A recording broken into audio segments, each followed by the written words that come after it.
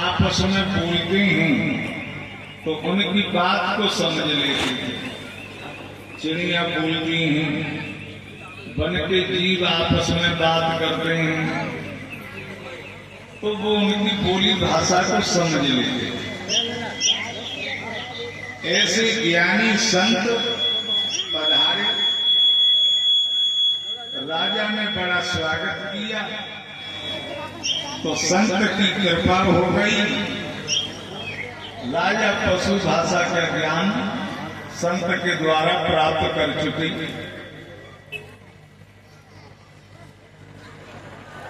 अंत में महात्मा जी वहीं ठहर गए,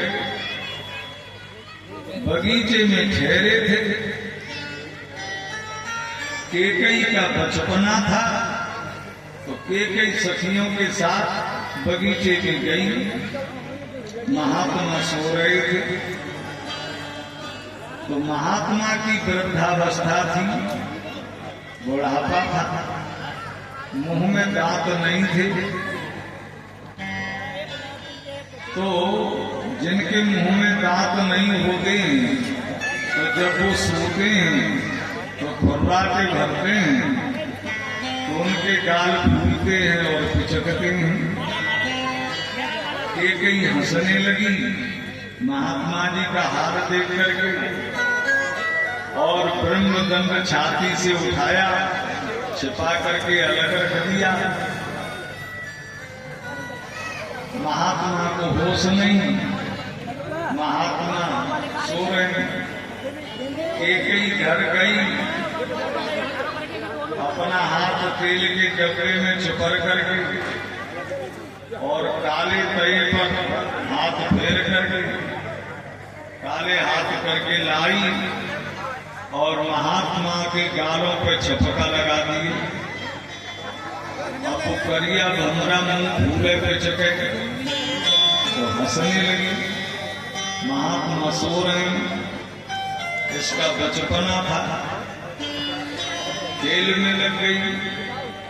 महात्मा को होश आया, जगा तो प्यारा ब्रह्मदंड न मिला तो महात्मा घबरा गया, मेरे जीवन की कमाई चली गई,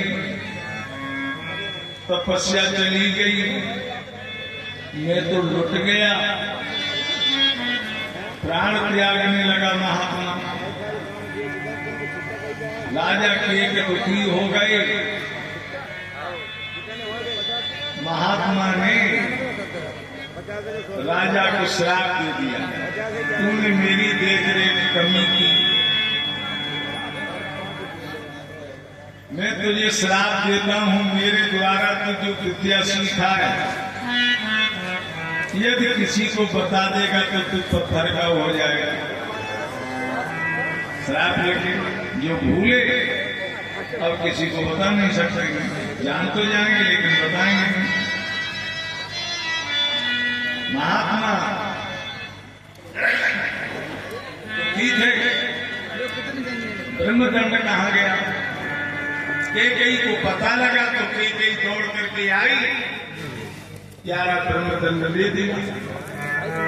महाराज स्वीकार कर, मेहरबान जी। महात्मा ने कहा, बेटी जिस तरीके से तूने मेरा ये प्यारा ब्रह्मदंड दिया है, जिस हाथ से मैं ये आशीर्वाद देता हूं, तेरा हाथ पत्थर के समान हो जा। खुश हो गए। महाराज एक वरदान और दे दो। क्या दे देंगे? एक बड़ा शीशा लाई और महात्मा के सामने, मुंह के सामने दिया। महाराज मुंह देखो। जैसे महात्मा ने देखा, करिया भमरा लकुआ बंदा, महात्मा को क्रोध आ गया। ओ बेटी, एक तो मैंने आशीर्वाद दिया, दूसरा श्राप देता। किसी ने मेरे मुंह पर कालमा लगाई है, ये मेरे कालमा सोना था।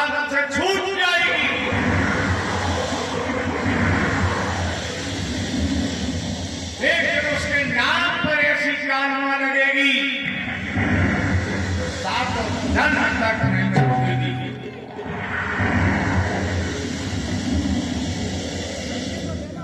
जब कथा को आप सुन रहे हैं कि 9 लाख वर्ष पहले की बात, तब से आज तक किसी माता पिता ने अपनी बेटी का नाम केकई नहीं रखा है।